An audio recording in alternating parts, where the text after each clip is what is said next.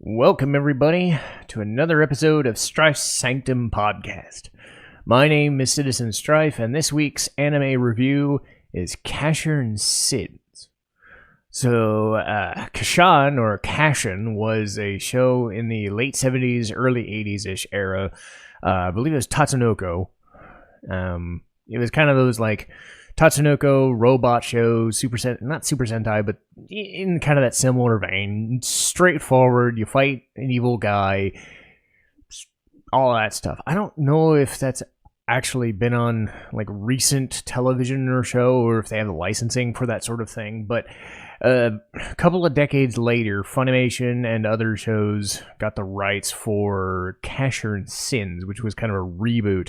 And when they mean gritty reboot, they are not kidding. Instead of going, hey, this guy's fighting robots and he's doing the thing for good, justifiable reasons, and it's happy and it's lively and jumpy. No. This show is almost mean-spirited. Very depressing. And it takes a certain mindset to want to watch the show. It is very good, but you have to be in the mood for something like this. I watched it probably a decade ago, hadn't watched it since, rewatched it sometime either late last year or early this year, and it still holds up.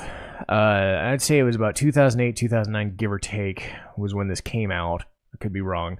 But what it really does is it shows a world on the brink of collapse because of someone's mistakes.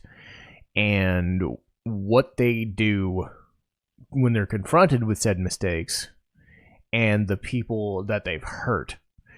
And their reaction to this person who is kind of subject to a rumor floating around because he's so notorious.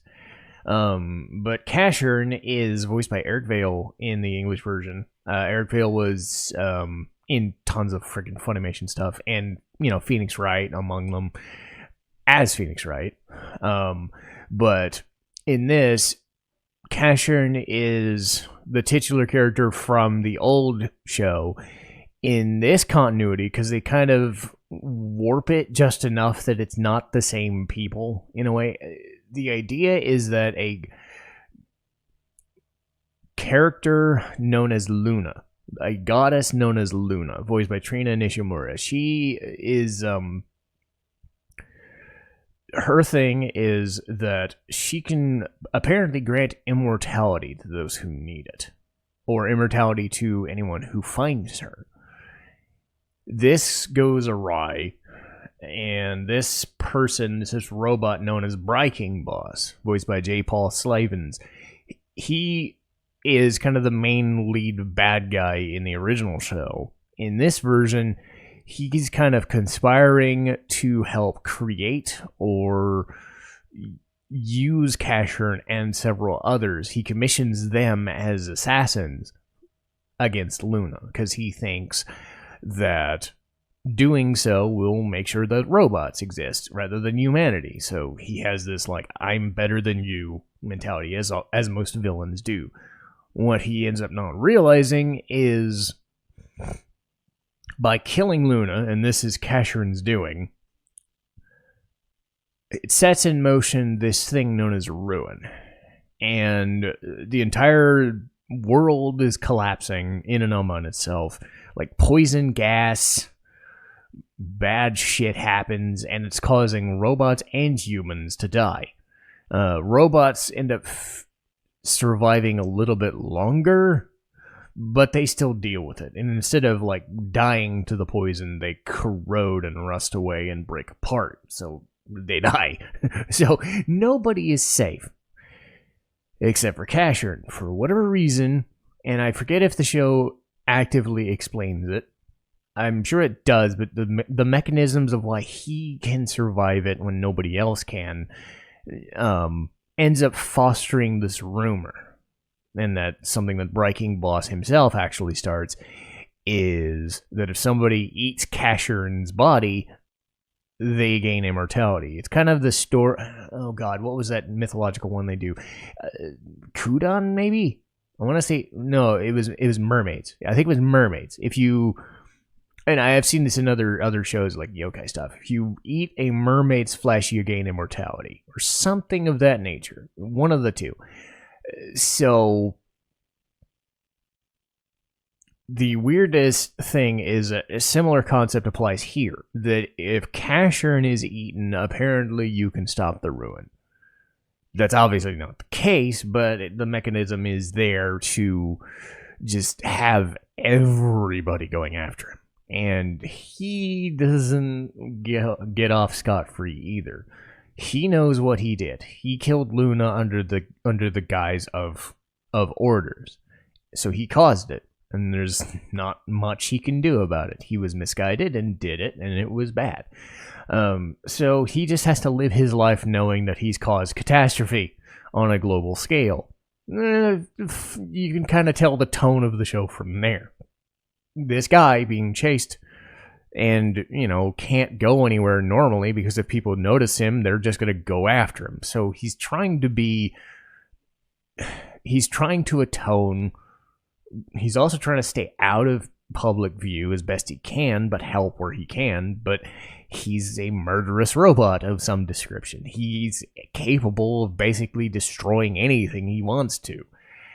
And it just runs counter to anybody that he's dealing with. And the main secondary lead in the show is Liuze, voiced by Brina Palencia. Her thing is that her sister was caught in this ruin via Casshern, and she is going after him. So several episodes in the show go by, I would say a good half, before their relationship kind of coalesces, because she keeps finding him and keeps trying to fight him even if her skill set is nowhere near as good as his. But she's going to try anyway. She's going to try and get revenge, and early on, that's her thing. She slowly gets used to him, and they begrudgingly kind of join sides. But realistically, it's understandable that Liuze would think, this person helped kill my sister. How am I supposed to reconcile that? All the while, you have these other two robots named Leda, voiced by Shelley Kaylin Black, and Dio, voiced by Jerry Jewell, Jimmy Kudo from Case Closed and such. The idea is they're going after him because apparently only one of them can receive immortality. And two of them ally with each other, Leda and Dio. Breaking Boss is also kind of in the background, being that kind of evil, but not really the main crux of the story. Casshern and Liuze and others, they're palling around with this girl named Ringo and OG, who helps kind of repair them, and they also get a dog named Friender. They're kind of their own party. Leda and Dio are trying to get the robots all together to go after Casshern and kill him, and they're basically they're both all these are going after Luna again, because Luna has revived in some form or fashion. Or at least the rumor is that she is back. And one of the weird things about this show that doesn't work is that they use this cold open thing every single episode before they do the intro. You get the same intro all the time, and it's an okay intro, but what they do, and it's really annoying, is I'm okay with cold opens if they go for a minute, or if they go for 30 seconds and they try to explain something. Sometimes cold opens happen for 5 minutes. I've seen that with Danganronpa recently. They don't even do the intro until 5 minutes into the show. But I think the storytelling mechanism was 5 to 10 seconds. You're getting bits and pieces of the confrontation between Luna and Casshern, but a lot of it is the same. A lot of it is just him yelling at the camera, and then it stops. Or Luna looking at him asking, "Who are you?" And they kind of reuse it over and over, and it gets old. Like, I get that they're trying to tell that story, but it's a 2 or 3 minute thing you could do in an episode and not have to do the cold opens over and over. Maybe it's just to reinforce the idea that, like, Luna is important, but I mean, we kind of figure that from the backstory. You don't need to keep coming back to her with the same 5 or 10 second loops every episode just to justify a thing. That's one of the few things I don't like about the show, is just designing the cold opens around that, which was not the best choice, because everything else around the show is really well made. It fits the tone so well. Nobody's in a happy mood except Ringo. Nobody's just enjoying the situation, because there is no enjoyment to be found. Robots are dying, people are already dead, and it's just a matter of time. And then you have this idea that Luna may or may not be back to life somehow. You have the idea that if people kill Casshern, like, they'll survive this. The desperation, the cloying desperation is palpable in something like this. And it's a fine line, because there are times when shows like this, like, it's rough because you have to walk that line, because you don't want to be so goddamn depressing that it's a slog. And some people have said that. It's a 26 episode show, back when those things were made. I bet you if this was made now, they probably would have gotten away with 13 and would have been just fine. But kind of the same way, like, Nier Automata is just relentlessly just bleh. Same thing here. But Nier at least has some moments of levity.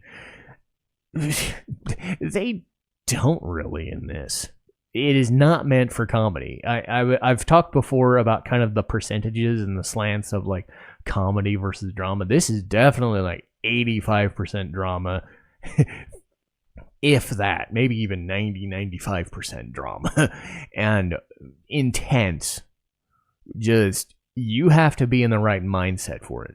It's not brooding. Woe is me, but I mean, it is there, but I'm trying to find the best way to describe it. It's depressing enough that it doesn't need to hate itself, if that makes any sense. Because there are shows that try so hard to be very edgy, and then there are the ones like this that just exist as, we know the world is shit, so deal with it. I think this is one of those ones where it accepts what it's trying to be without trying to force a different narrative, to try and be, ooh, edgy, badass. No, it's dark, and it knows it. I think it's comfortable in its own skin, because it's not for everybody. So bear that in mind when you're watching it, because I definitely appreciate it. But I also know that if I'm coming off a super darker show or a heavy show with heavy themes, I'm not putting this one on to dig deeper into more of them.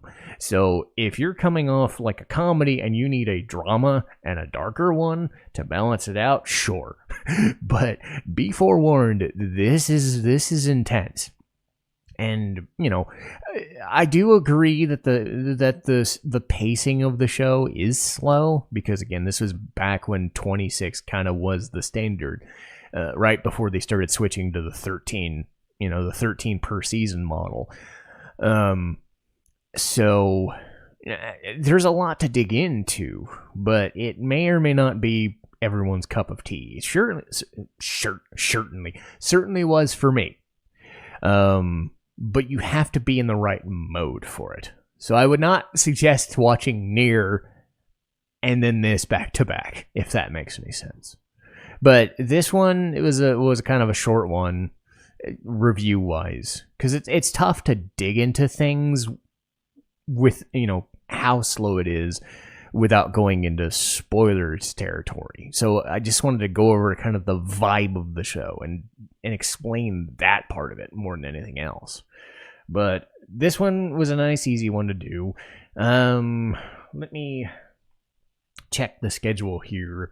I am really liking the anime discussions every couple of weeks, so I'm going to stick with doing that, and sticking with the 4 or 5 shows that I'm working with, and going from that. But as far as things that will show up after this, is full-on reviews. Danganronpa, Trigger Happy Havoc, Higehiro, How I Shaved and Took in a High School Runaway. Yes, that is totally the title of it, by the way. How I Got into JRPGs and Anime. And then we'll get into... I'm debating whether to do East 10 Nordics or to do East 8. Honestly, I think there's more to dig into with East 8, and then just do East 10 later. But I will tentatively put, because this is like the end of February, so I've got some time to worry about that. That's far in advance. But East 8, the art of exploration and progression. So the idea of a game doing a very good job of giving you just enough breadcrumbs and just enough exploration to not feel like you're boxed in. So I think that's an interesting concept. So I'll probably do that, and then the East 10 Nordics in the month after that. But hey, that'll be for that month. So I will see you guys next time. This was probably a shorter episode for me, but that's fine. I need these every once in a while. But I will see you guys next time. Citizen Strife, signing off.